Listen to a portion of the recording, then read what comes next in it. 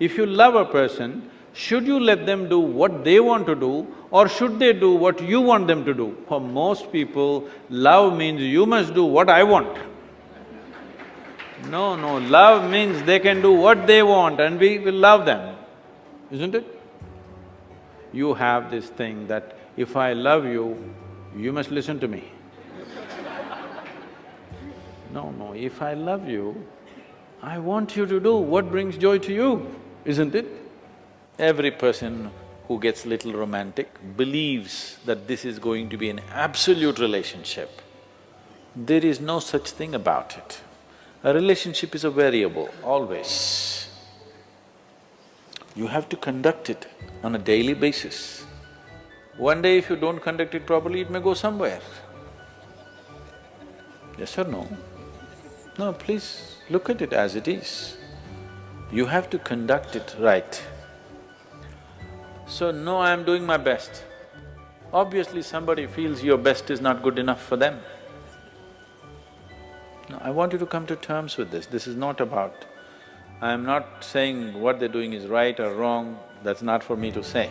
All I'm saying is, this is how human beings are functioning for ages and still are. I'm saying, first of all, you need to understand, relationships will never ever be absolute.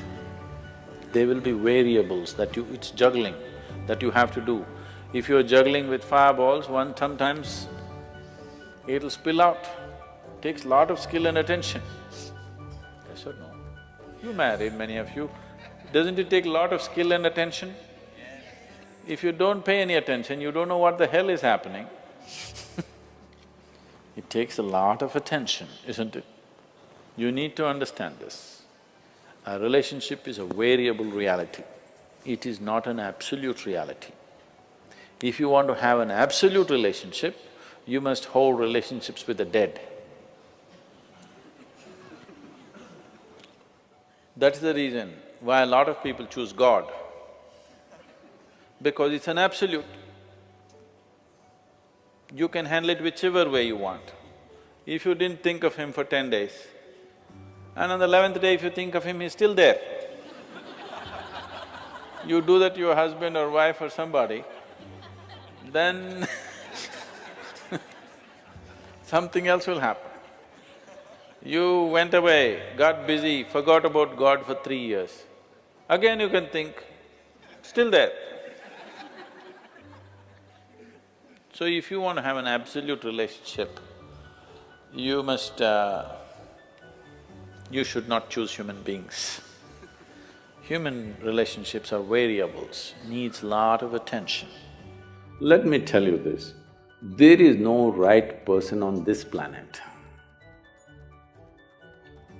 If you put your heart into something, something may become wonderful. Is it the right thing? There's no right thing. Nobody ever found the right person anywhere, okay? If you get into that kind of unrealistic mindset, I have found the right person, oh, you will be soon disappointed. You must understand, there is no right person. First thing is to see whether I am the right person. Yes, am I the right person? And there are no right people on this planet. If you understand, you have your nonsense, they have their nonsense, we can adjust nonsense. Go on. See, when you say love, your experience of love means you feel certain sweetness of emotion within yourself. Either by looking at this person or this person or this person, we don't know who stimulates this in you. It doesn't matter who helped you, but essentially it happened within you, isn't it? Yes? Did it happen only within you or was it in the air? I'm trying to clear this air. Combination of both. Really? It was in the air? No, it only happened within you. Maybe what was happening within you was so exuberant, you saw it everywhere. You're in love, you thought the flowers bloomed for you, the birds are singing for you, the clouds are moving for you. Huh? All right, I don't want to destroy all the romance, okay? But essentially it's happening within you. It's wonderful that you're experiencing such sweetness of emotion, stimulated by somebody. You are using the other person as a key to open up an experience within you, essentially. I'm asking you, why are you using a key when there is no lock, when there is no door, when there's no any kind of barrier? It is just that there are two ways to enter into a relationship. One way is because you want to extract something from somebody. Another way is because you want to share something with somebody. These are two ways. If you're out to share, your life will be good.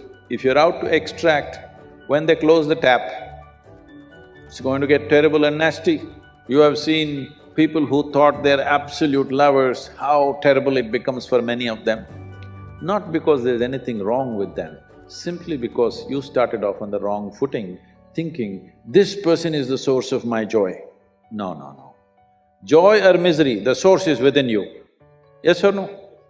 Whether it's joy or misery, the source is within you. It's for you to decide. If you're a joyful human being, they will also want to be with you. If you're a misery, they will endure you for some time.